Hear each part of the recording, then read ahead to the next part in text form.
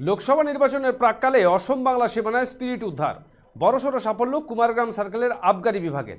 গোপন সূত্রে খবরের ভিত্তিতে শনিবার ভোর 3:40 নাগাদ অসম বাংলা সীমান্তবর্তী এলাকা পাকড়িগুড়ির নাকা চেকিং পয়েন্টে কুমারগ্রাম আবগারি বিভাগের স্পেশাল টিম অসমের বঙ্গাইগাঁও থেকে আসা শিলিগুড়িগামী বেসরকারি একটি ভলভো বাসকে আটক করলে বাসটির মালপত্র নেওয়ার ডিগ্গি থেকে উদ্ধার হয় অবৈধ 24টি ব্যারেলের 480 লিটার অবৈধ স্পিরিট, যার অবৈধ মদ তৈরিতে ব্যবহার করা হয়।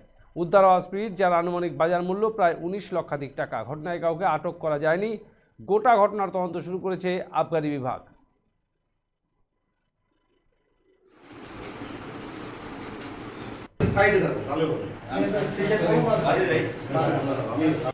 গতকাল রাতে অনুমানিক 3:40 নাগাদ আমরা গোপন সূত্রে খবরের ভিত্তিতে পাকড়িগুড়ি নাকা চেক পয়েন্ট, অর্থাৎ যেখানে আসাম ওয়েস্ট বেঙ্গলের যে বর্ডার আছে সে জায়গা থেকে একটা আমরা স্পেশাল নাকা টিম অ্যারেঞ্জ করি।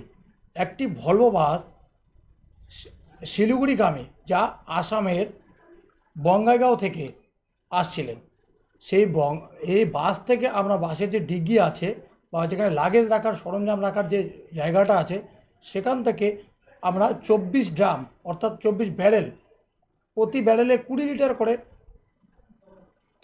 স্পিরিট উদ্ধার করি, যার আনুমানিক বাজার মূল্য প্রায় 19 লক্ষ টাকা। এই ব্যাপারে কি কাউকে গ্রেফতার করা হয়েছে বা ডিটেইন করা হয়েছে?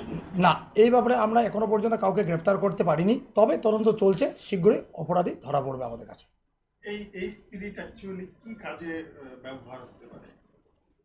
এই স্পিরিট বিভিন্ন ধরনের অবৈধ মদ তৈরিতে ব্যবহার হতে পারে, যেমন যাকে বলে ফেক লিকার আমরা বলে থাকি আমাদের ভাষায়, অর্থাৎ 2 নম্বরই মদ, যেটা দিয়ে কোনো ঘরে হ্যান্ডমেড বা অন্য কোনো উপায়ে সেটা অবৈধভাবে যে কোনো জায়গায় পাচার হতে পারে এবং যা খেলে লিকার পয়জনিং অর্থাৎ মানুষের মৃত্যু পর্যন্ত হতে পারে।